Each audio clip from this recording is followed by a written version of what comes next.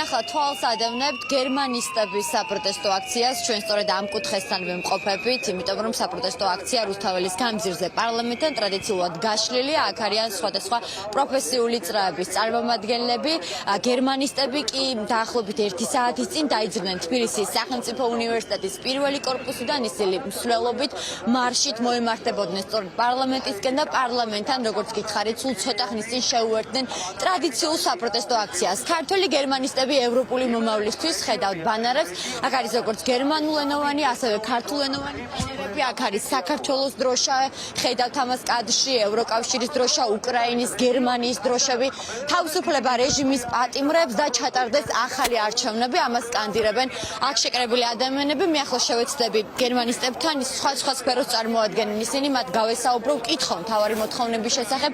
გამარჯობა, გაგვეცანით, გითხარით რომელ სფეროს წარმოადგენთ პირველ რიგში, რა მიმართულებით მუშაობთ და გითხარით რა აწარია თქვენს ბანერზე.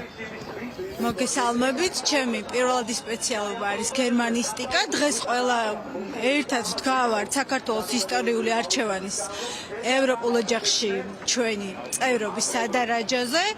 ჩემი ბანერს რაც შეეხება, ჩვენ დღეს ყველა ერთად ვიხსენებთ ევროკავშირის და ევროპის გამოერთიანებელ დამფუძნებელ მამებს, მაშინ როცა მეორე მსოფლიო ომის შემდეგ დადგა ეს ერთობა და ჰქონდათ ოცნება ადამიანთა ჯგუფს, რომ გაერთიანებინათ ევროპა, რაც შემდეგ გადაიზარდა დიდი მედებში და გახდა აუცილებელი საჭიროება მთლიანად ევროპისთვის და სწორედ ასე გაიმარჯვებს ქართველი ხალხი და არის კიდეც გამარჯვებული უკვე დიდი ხანია. ბატონო, დიდი მადლობა. თქვენც გვითარგმნეთ თქვენი ბანერი პირველ რიგში, გითხარით აქ რატომ დგახართ? აქ ვდგავართ როგორც ყველა, ორი მოთხოვნა გვაქვს, ახალი არჩევნები და თავისუფლება რეჟიმის ტყვეებს. ეს პირველი მარში, ვინც მოვედით, ვართ გერმანისტები, ასევე გერმანული სკოლიდან მოსულები. ჩემ ბანერზე წერია zum Kotzen, ეს არის გერმანული სიტყვა, რომელიც ასოცირდება ქოცებთან. zum Kotzen არის გულის ამრევია და სხვათა შორის ის, რასაც აკეთებს რეჟიმი, არის zum Kotzen. ის რომ ეს არის რუსული კოშმარი და ამ რუსული კოშმარიდან გვინდა გამოვიდეთ, ამიტომ წერია zum Kotzen და ღუშისე Albtraum. რუსული კოშმარი, ისევე ქართული ოცნება არა და ქოცნება არის zum Kotzen. დიდი მადლობა. ქართველი გერმანისტები ევროპული მომავლისთვის ეს ბანერი აქვთ გამოფენილი აქ აქციის მონაწილეებს. გარდა გერმანისტებისა აქ სხვადასხვა სფეროდან, სხვადასხვა პროფესიის ადამიანები არიან წარმოდგენილები, მათ შორის მაღალი ალბათობით სხვადასხვა პოლიტიკური გემოვნებისაც კი ხომ, სხვადასხვა ასაკის და ასე შემდეგ.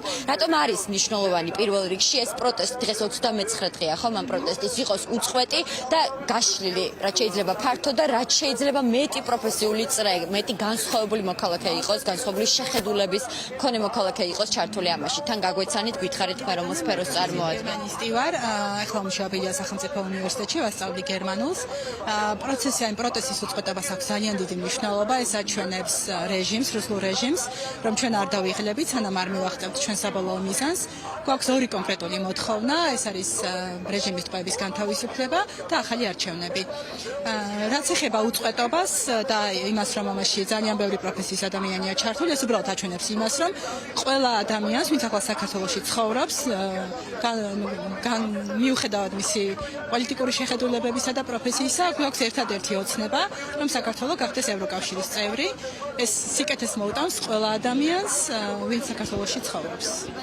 მადლობა, მე დაგიტოვებთ კადრს, თქვენ ახლა გერმანისტების საპროტესტო, ასე ვთქვათ, კუთხეს ადევნებთ თვალს, სწორედ ამას უყურებთ ახლა კადრში, როგორც გითხარით, რუსთაველის გამზირზე, სხვადასხვა ლოკაციიდან დაძრული მარში და მსვლელობა შემოუერთდა სწორედ ტრადიციულ საპროტესტო აქციას, რომელიც უკვე 29 დღეა უწყვეტად ყოველ საღამოს იმართება სწორედ რუსთაველის გამზირზე პარლამენტთან. ახლა 20 საათი და 12 წუთია და რუსთაველის გამზირი უკვე გადაკეტილია.